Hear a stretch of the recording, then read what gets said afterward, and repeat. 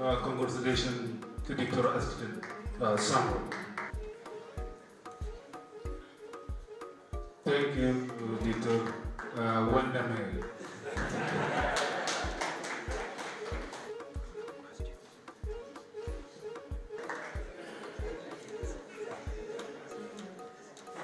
Congratulations.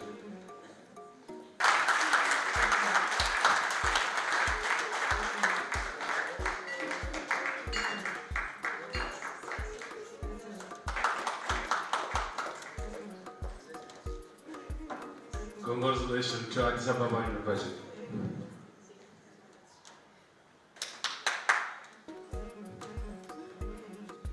Congratulations to the latest of the university.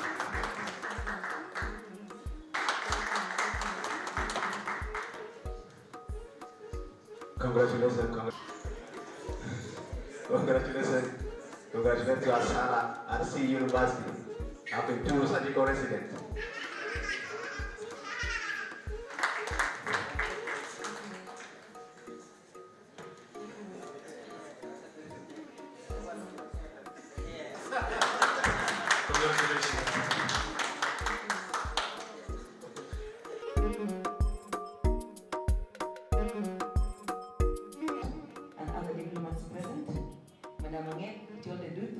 My colleague, former Undersecretary of the Ministry of Public Service, currently working for Africa CDC, Dr. Paul Loy, DG for Training and Professional Development, and the brain behind these great initiatives. Dr. Paul have done significantly well over the years, and without him, we would not have had these graduates we're celebrating today. My colleagues from the Ministry of Health of the Federal Republic of Ethiopia, Dr. Muhammad, Dr. Abdesalam, thank you. I recognize your presence. Chairperson of the Association of South Sudanese Doctors in Postgraduate Training, Dr. Maywen, thank you for the invitation and for organizing such an event. Colleagues, resident doctors, distinguished guests, ladies and gentlemen, protocol remains in place. I recognize you all. I'm pleased to be part of this important event this evening, organized to welcome the newly enrolled doctors in various specialties training, as well as celebrating those who have graduated. Congratulations to our graduates in absentia. The program, as said earlier, started in 2014, and so far we have enrolled more than 106 doctors, 75 males and 31 females. What is that percentage, America? Less than 35%, right? We'd like to see more females enrolled in this program because we work hand in hand with our colleagues and we are all contributing to nation building and building the health sector. And I admire the resilience of the women of South Sudan. Some of them are here with their babies, struggling to make ends meet. Salute to you and hats off for you. I respect you and give you all the respect, and I encourage you to continue the resilience. Women of South Sudan are very resilient women, and they go through a lot, but despite that, they continue to persevere and put efforts to make things go. To my doctors and colleagues, we are cognizant of the situation and the challenges facing you. However, sometimes it is beyond our hand. As much as we put efforts to put the support necessary, things are not always the way you like them to go. However, I want to say that things have changed and we are looking for a better tomorrow. To my colleagues from the Federal Ministry of Health of Ethiopia, I want to say Amsiganalo. Thank you. Thank you so much for the support you've been providing to our doctors, and thank you for providing an opportunity for them to train in different subspecialties. I was really pleased to learn that we are now having 2 graduates of emergency medicine. In a city like Juba, the order of the day is trauma, but the border riders are increasing. It is now the means of transport, and every single moment you'll have an accident, and you'll have trauma. And having skillful personnel who are able to handle this trauma is very important. And I'm sure that these two doctors will be of much help to the Ministry of Health and to Juba Teaching Hospital and to the trauma unit that was recently established and not yet utilized. I'm very pleased to learn about that thing. My colleagues from Ethiopia, I'm not surprised because Ethiopia has been with us in thick and thin. They have supported us over the years during the liberation struggle, and they continue to support us. Ethiopia is our second home and will continue to be our second home. I'm so much indebted to the government and people of Ethiopia for the support, and I still count on the support. One of my colleagues asked earlier about the postgraduate training. Good news is we have recently conducted the first scientific conference in Juba, organized by the Association of Obstetricians and Gynecologists. And in that conference, there was a big discussion on domestication of postgraduate training. Dr. Loy presented a very nice document together with other doctors. One of our colleagues from Ethiopia was supposed to join us virtually, but unfortunately it couldn't happen. Outcome of that conference, there were strong recommendations to form a steering committee that will assess the current postgraduate training in the country and move on forward with domestication of postgraduate training in the country. It is work in progress, and I assure you that it will happen. So I still count on your support, my colleagues from the Ministry of Health of Ethiopia, to support the Ministry of Health South Sudan in pursuing and joining us in that journey towards domestication of postgraduate training in South Sudan, because that's the ultimate solution to so many problems facing our doctors and those who come to train overseas. To my sister Annette, أنا داير أقول بالعربي كمان إنه وزارة الصحة بتعلم تماما بالظروف اللي بتواجه الدكاترة في أثيوبيا، وحاولنا قصارى جهدنا عشان نقدر نحل المشاكل ده. و I think إنه هم عارفين إنه الظروف اللي هم فيه هسه ما زي زمان، وحنحاول أنا ودكتور لوي هنعمل قدر ما في وسعنا عشان نقدر نحاول نديكم البسيط اللي نقدر نديه لكم. وأنا متأكدة ظروفكم ما حتكون زي الناس بتاع السنين اللي فاتت، حاجات هتتغير، ويا ريت يكون عندنا إيمان ونكون نشتغل مع بعض. I'm sure that the challenges facing you can be addressed. They're not that difficult to be addressed, but it needs us to work together. It needs us to have collective responsibility and collective efforts to address those challenges. Things are not like in the past, like I said, and we're seeing a little bit of change in the Ministry of Finance. Now the disbursement is happening on quarterly basis to spending agencies, and I'm hoping that the budgetary processes and budgetary allocations are going to be better than before. And I'm sure things will be better, and we're looking for a better tomorrow.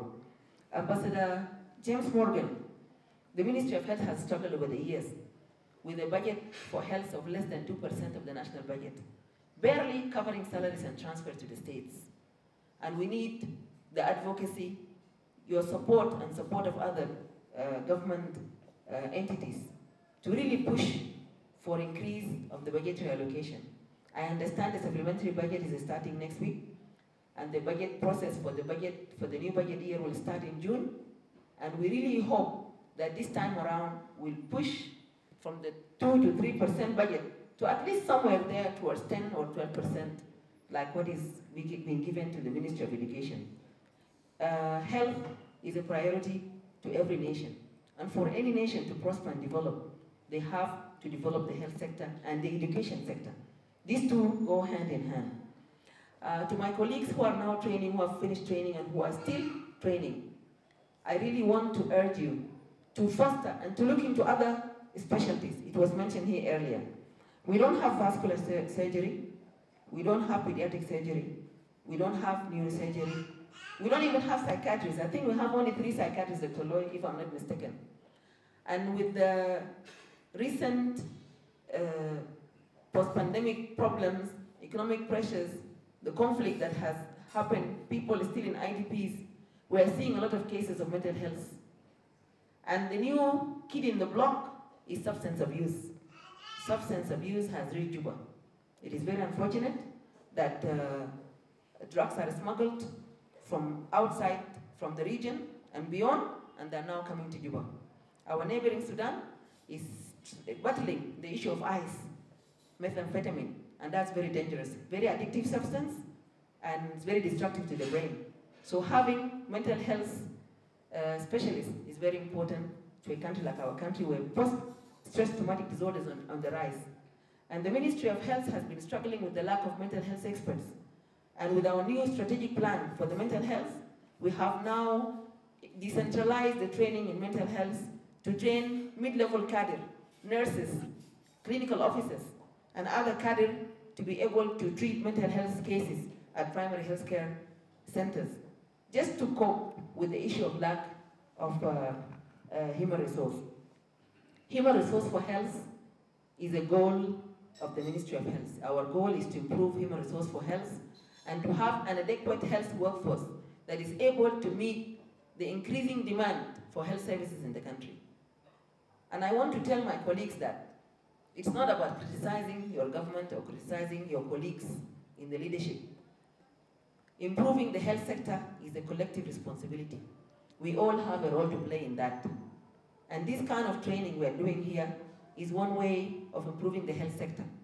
You come with a lot of skills from Ethiopia, you work in organized hospitals, you come from a setting where clinical practice is, you enjoy working in the hospitals because the hospitals are well equipped, the system is in place, and you replicate what you've learned back home. And I really want to say that most of the doctors who train in Ethiopia are now back working in our hospitals and are doing very well. Unlike other doctors who were trained in other neighboring countries who decided just to stay there and work there and never come back home. I want to say thank you to the doctors who have trained in Ethiopia. They have been very exemplary, they have shown leadership, and they have shown commitment to their country, and they have shown nationhood, and that's what we want. Training is nowadays evolving. We're not only learning to be surgeon, to cut guts, and learning to be internal medicine, to examine chest and do others. Training nowadays involves leadership. It involves management. It involves IT, because people are moving towards innovations like telemedicine and digital health. Digital health is now a big topic in the region and beyond. And we also need to cope and catch up with our sisters in the region. And two of our doctors have recently working towards establishing telemedicine in the country, Dr. Wood and Dr. Jonathan. And we have more than 50 eco platforms in the country. Eco is a teleconferencing facility that we have in most of our states' hospitals, and Juba Teaching Hospital being the hub. And that facility, we're using it to telementor our staff who are working in different states because we're not able to reach them to be there, to travel sometimes due to various reasons. So we're currently using the eco platform for telementoring our colleagues, and we can utilize the same opportunity to provide telemedicine and digital health and support to people in the remote areas. And I'm sure people like you who have trained here will be the best human resource to utilize those opportunities. Another opportunity is the trauma center in Juba Teaching Hospital and the newly established, well-equipped ICU, the first ICU in the country. COVID has taught us a lot of lessons, and COVID has taught us that we need to have a resilient healthcare system that is able to cope with any circumstances. We are now having a well-equipped ICU in Juba Teaching Hospital and a new upcoming public-private partnership facility in Gudeli that also have an ICU and a HDU. And I'm sure some of you will be able to practice and work in those facilities. We're also starting phase 2 of Juba Teaching Hospital modernization. And that phase 2 will have hemodialysis unit, it will have more theaters, it will have a pediatric unit, and it will be complementary to the 2 new buildings of gynecology and emergency. So that will also give you an opportunity to practice and to provide the necessary service needed. All in all, I just want to say that congratulations to our graduates and best of luck for those who are starting their training in different specialties. Please persevere. We are cognizant of your problems. We are working to address them. will be working hand in hand with you closely. And we are just a WhatsApp message away. Dr. Mawin has been in close reach to me and Dr. Lloyd.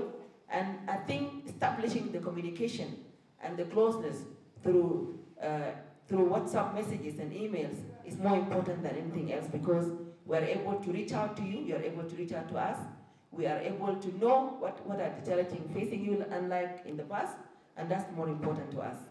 I just want to say one more time, congratulations. I wish you a nice evening, and we'll be coming from time to time to see you and touch base with you and give you the necessary encouragement. Under Secretary Dr. Victoria, welcome to Addis Ababa. And Dr. Mohammed, with your colleague, welcome to witness the fruit of your work in the Ministry of Health of the Federal Democratic Republic of Ethiopia. My team from the Embassy of the Republic of South Sudan, led by my Deputy Head of Mission, Ambassador David Dam, and all the diplomats present here. Dear doctors, the graduates of today, good evening. And I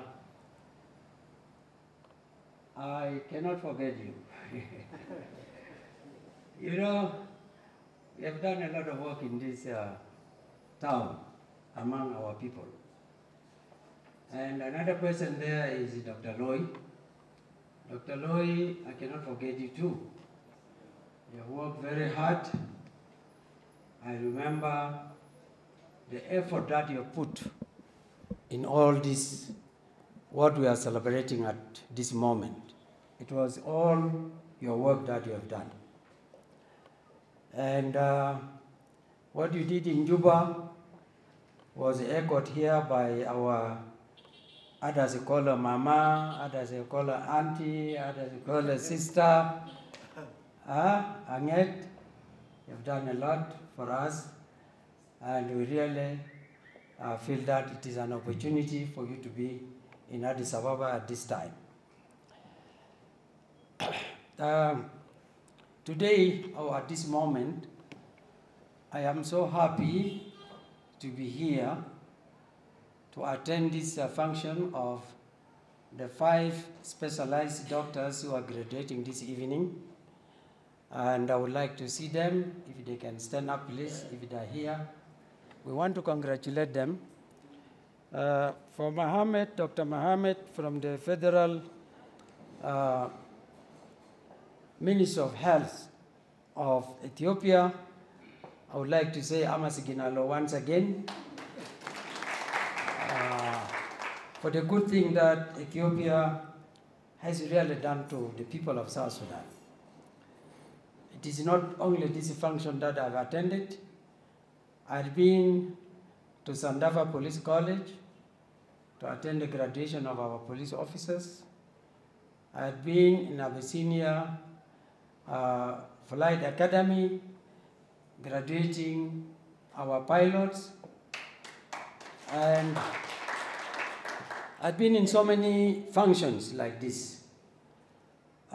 This one, we cannot take it for granted. We want to say thank you, Ethiopia. Our history is very long. As our sister, auntie, mama, Annette mentioned briefly, it is a history that needs to be built. And we are building on it. The next generation will continue building on it, because if you have a neighbor that has never turned its back to the people of South Sudan like Ethiopia, we cannot forget that. Our struggle was so difficult. It was not easy. It was not easy, but we are so honored that Ethiopia happened to be our neighbor, because we don't choose neighbors. Neighbors happen just to be neighbors. Like you cannot choose a brother. You just find yourself born with the same people. You cannot choose your parents. You cannot choose your tribe. You cannot choose your color. You cannot choose where you need to be born. All these things happen. Then you find yourself where you are. Today, we find ourselves to be neighbors to the greater nation of Ethiopia, which its history started from the Meneliks, Menelik I, Menelik II, Emperor, Mengistu, Malesi, Zenawi, to Desalegn, to the current Prime Minister. So in short, we say whoever sits in Arat Kilo is our person, okay? Whoever is in the office there in Arat Kilo is our person. We have no doubt about it. So we are so grateful. Time will be there for me to advise, like what Madam Anget already had said, that sometimes when you finish your school, you know that you are a government official, given an opportunity to come and improve. Because in reality, education has no end. Education has no end. When you are given that opportunity to come and improve your qualifications, the first thing that you need to do is to go back home and serve the people. Second to that, doctors have no boundary because their work is that one of life saving. Doctors also have no tribe, doctors have no country, doctors have no race, and doctors have no region. You are a doctor to serve humanity. And humanity can be white, black, yellow, or brown. You as a doctor, you are there to serve that life. And you have to save it if possible. So since they are gone, I will not be able to talk about that, but time will come that I will be able to talk to them when they stop by my office. Our Undersecretary is here. I think the most important thing is that I better talk to her. Your Excellency, the Undersecretary, the students, our students in Ethiopia are suffering, really suffering. Many give up. Many give up.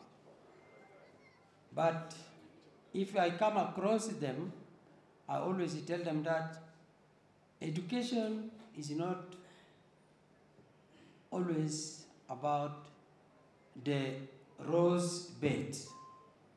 Education is very difficult. From primary, when we were kids, we were people who did not have the school near us. And also, even if the school was not near us, we didn't have means of taking us to school. We have to walk. And when you wake up in the morning, it is very cold, especially for a child. And there is what we call this dew, which is on the grass on the road. When you touch this dew, it's very cold even. So that was where you start experiencing the difficulties of education. Going to school very early in the morning, and then in the school you are hungry, and then coming back home. And when you are a child, sometimes you are beaten with the children who are elder than you. You cry there, your mother is not near you.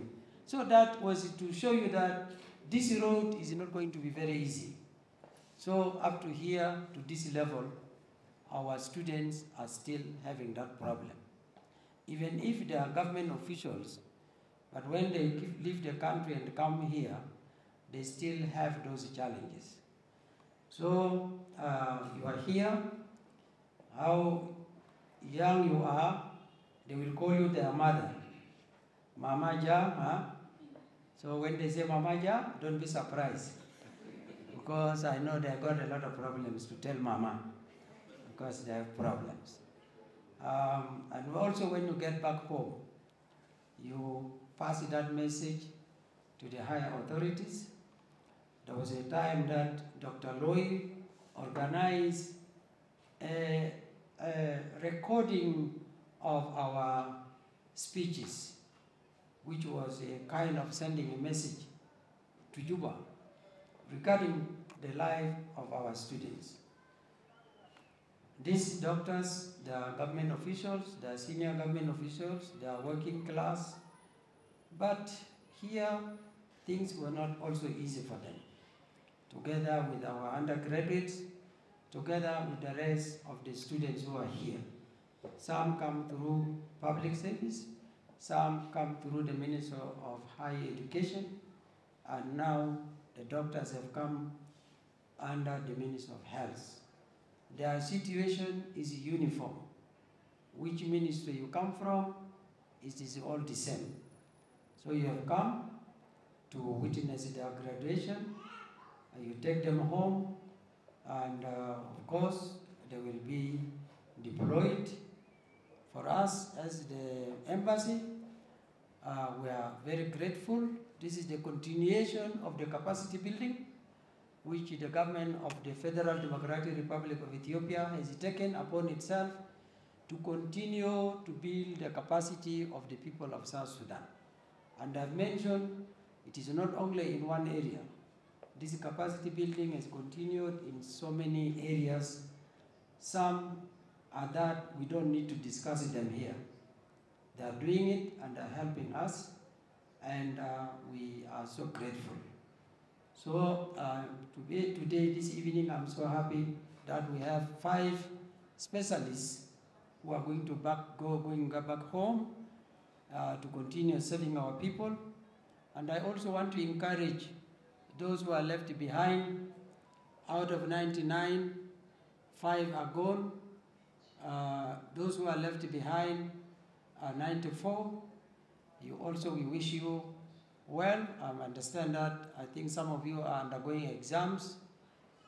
We also wish you success, so that when you are done, we will come with our organizers, with the Mama Anget. We'll organize another sitting like this, also for another farewell. For the undergraduates who happen to be here from various universities around Addis Ababa, we also wish you well. And when you are here, all of you, whatever you are doing here, you are the ambassadors. Congratulations. እንኳን ደስ ያላችሁ ዛሬ ለተመረቃችሁ ሐኪሞች. So on behalf of Ministry of Health, our lead executive officer is not around. He is out of the country for another mission.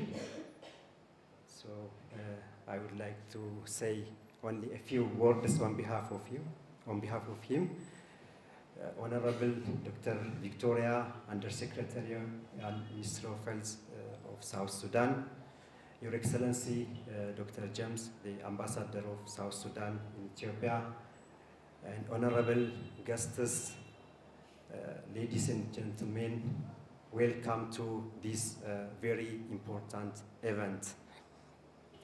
I would like to say congratulations. I'm very glad and very happy to see you and to be part of this an important event. Since 2017, Ethiopian residency matching program have been implementing, and on average, a minimum of 13 medical doctors have been enrolling for different specialty programs at different universities across the country. So we will continue our collaboration with the sister country, South Sudan. We will continue our support for the neighboring countries.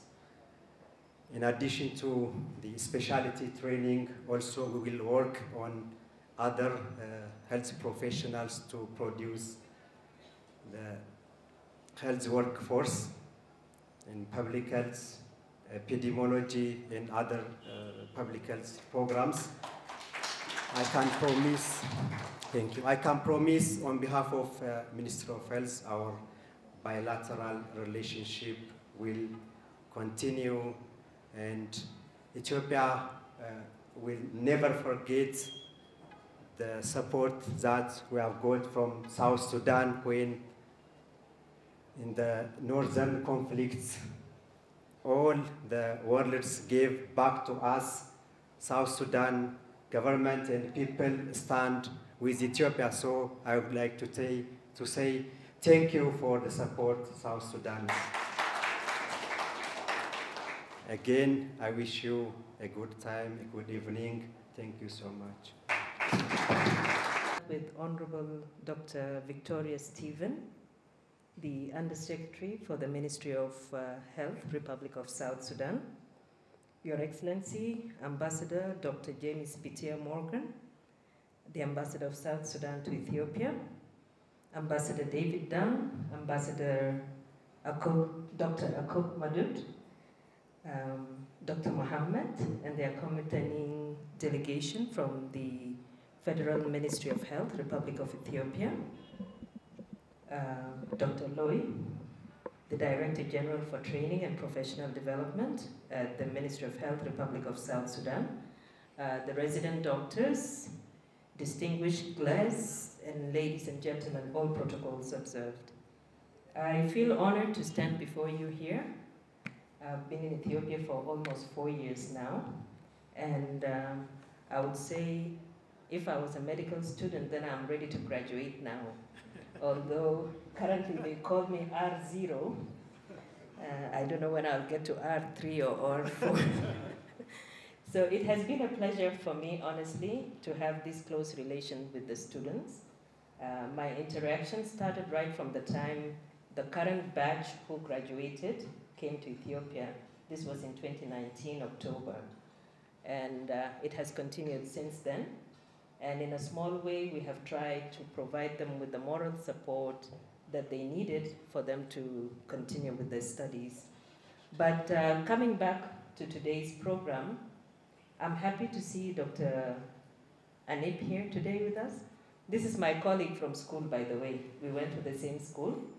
And I have tried in my own way to engage her as well as our current Minister of Health, who is a lady, a member of my tribe, to convince them to at least pay a visit to our students here. So when I see her here today, I'm very happy that you have finally come to visit your staff from the ministry who are currently studying here in Ethiopia.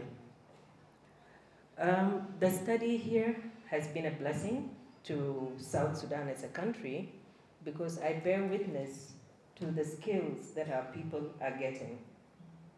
I work in human resources with Africa Center for Disease Control. I'm not a medical doctor, but I can say without any doubt almost 100% of our doctors who completed their studies here have been able to get jobs within the first month of their going back to South Sudan. And to me, this is a testimony to the skills that they're taking back to our country. And in this regard, I must say thank you, Dr. Mohammed, and your colleague, I'm sorry I did not catch your name earlier, for according South Sudan this opportunity. Our countries have had many relations, and this spans over 50 years. For me, I would start with the Addis Ababa agreement, which we credit to Ethiopia. In fact, some of my age mates are called Addis Ababa. Somebody might have come across some of the names. And Addis Ababa, or rather, is a city that has featured in a big way in our history as a young nation. I personally was involved in programs when I was with the Ministry of Public Service back home, where we had medical doctors from Ethiopia, 60, in fact, doctors, lab technologists, and nurses deployed to different parts of South Sudan to help with the capacity development. This was a program funded by the government of Norway, and I oversaw the program. It was a big help, And though we never got to say thank you, we do appreciate it and convey our thanks for the support that was given to us. So to the medical doctors who are here, I want to approach it differently because I know many other speakers will give their advice to you. My one advice to you is that when you came here, you were already working in South Sudan. And for the ministry to release you, you had to sign a bonding agreement, I would assume. So as you go back, before you go into the private sector, please, I would appreciate it if you make time to give back to the government hospitals that accorded you this opportunity to be where you are today. Our hospitals are in dire need of your knowledge and your services, and I feel that even if you don't spend your whole day within government institutions, at least when you give a few hours and help transfer the knowledge to our people, you would have done your part. The bonding agreement I'm stressing is because it used to come from my ministry, is that once you finish studies, you're supposed to work with the government for 2 years. Now, most of you are going, and in the international organizations are taking all our people. It is not a brain drain because you are still serving South Sudanese back home, but nevertheless, let's not forget our institutions of health that are currently owned by the government. Nebil Mehdi, South Sudan Ambassador, Dr. James Morgan, our guest from our guest from the Federal Ministry of Health, Republic of Ethiopia, fellow colleagues, distinguished guests, ladies and gentlemen, good evening. Today is actually a great day to honor individuals and institutions that contributed for the development of human resources in Republic of South Sudan. So first of all, I would like to thank everyone for your coming and participation in this wonderful event. So on behalf of South Sudanese Postgraduate Doctors Association in Ethiopia, I would like to thank the government of Federal Democratic of Ethiopia in form of Federal Ministry of Health, and also I would like to thank the 13 universities and also the hospital and the medical colleges for their acceptance and commitment to train South Sudanese medical doctors since 2013 and up to this moment. And I can say that Ethiopia did to us, especially in the health sector, great help, and which we did not get it from other neighboring countries. Since the beginning of program, Ethiopia up to now graduated around 52 medical specialists in different specialties, and currently those candidates who are under ongoing training in Ethiopia, we have around 99 candidates. Currently they are active within the residency program.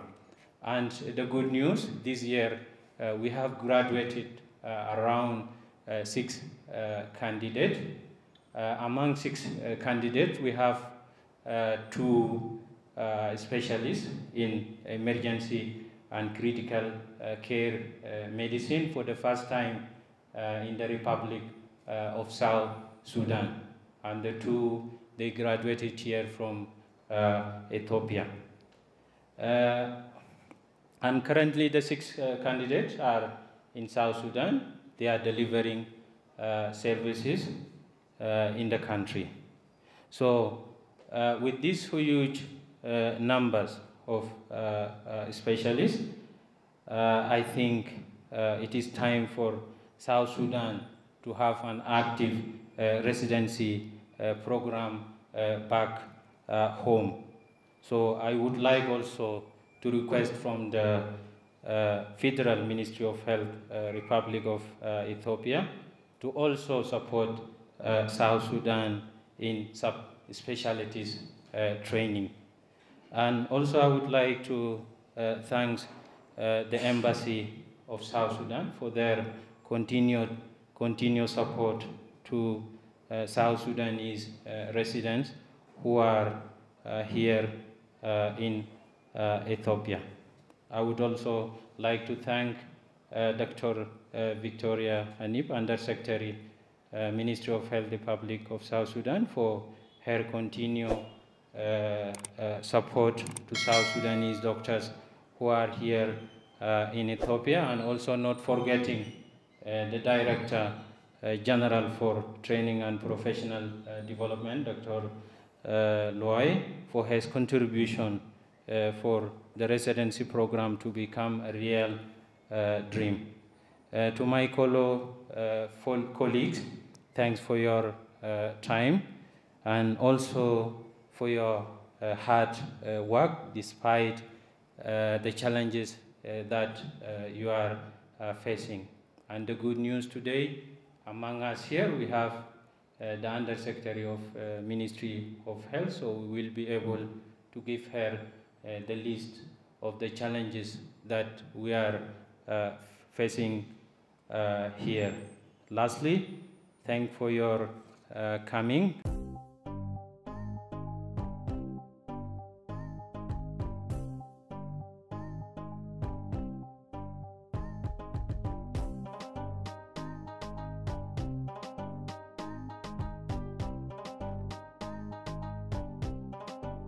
DJ Subtake.